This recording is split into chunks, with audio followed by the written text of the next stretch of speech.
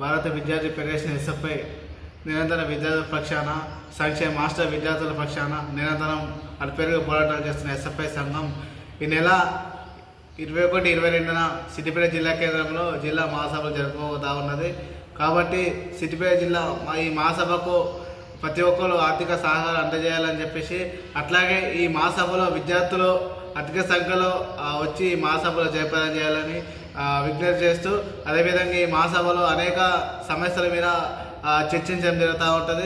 కాబట్టి ఈరోజు మీరు చూస్తూ ఉన్నారు, సిద్దిపేట పట్టణంలో అనేక కార్పొరేట్ విద్యా సంస్థలు పెరిగిపోతూ ఉన్నాయి. ఈరోజు కార్పొరేట్ విద్యా సంస్థల నియంత్రణ కోసం, ఈరోజు కార్పొరేట్ విద్యా సంస్థల ఫీజుల నియంత్రణ కోసం, అదేవిధంగా సంక్షేమ హాస్టళ్ల బాగు కోసం, అట్లాగే గురుకుల విద్యార్థుల సమస్యల పరిష్కరించడం కోసం, అట్లాగే సిద్దిపేట జిల్లా కేంద్రంలో ఒక యూనివర్సిటీ ఏర్పాటు చేయాలని చెప్పి గతంలో కేసీఆర్ హామీ ఇచ్చేయడం జరిగింది.